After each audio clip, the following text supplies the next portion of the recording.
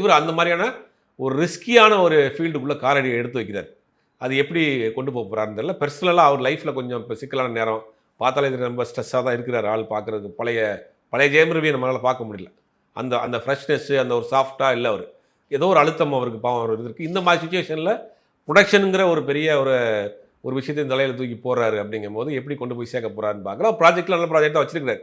அதை எப்படி எக்ஸிக்யூட்டிவ் பண்ணி பிஸ்னஸ் பண்ணி கொண்டு போய் சேர்த்து லாஸ் இல்லாமல் கொண்டு வந்து நிற்க போகிறாரு அப்படிங்கிறது தெரியல.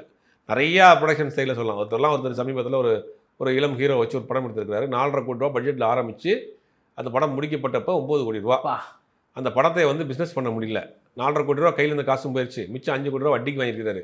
5 கோடி ரூபாய்க்கு வட்டி கட்டிகிட்டு இருக்காரு. 2 வருஷமாக வட்டி கட்டிகிட்டு இருக்காரு. படத்தை ரிலீஸ் பண்ண முடியல. இது இந்த மாதிரியான சிச்சுவேஷன் சினிமாவில் நடக்கும். நான் 50 நாளில் முடிச்சிடறேன், 60 நாளில் முடிச்சிடறேன்னு வாங்க. கடைசியில் பார்த்தா 90 நாளில் போய் நிற்கும். போட்ட பட்ஜெட்டை விட டபுள் பங்கு அப்படியே போய் நிற்கும்.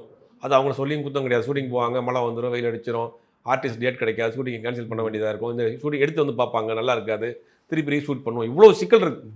இதெல்லாம் எப்படி தாங்க போகிறாரு இந்த மாதிரியான சுச்சுவேஷனில்? பர்சனலாக அவருக்கு நிறைய ப்ராப்ளம் இருக்கிறப்ப மைண்டே ஃப்ரெஷ்ஷாக இருக்காது, ஃப்ரீயாக இருக்காது. அப்படிங்கும்போது ப்ரொடக்ஷனையும் இவர் எப்படி தலையில் ஏற்றிட்டு பண்ண போகிறாருங்கிறது தெரியல. இதுக்கு பின்னாடி கெனிஷா இருக்கிறாங்கிறது உண்மை தான். கெனிஷா தான் இவரை புஷ் பண்ணி இந்த மாதிரியான வேலைகள்லாம் செஞ்சுக்கிட்டு இருக்காங்க.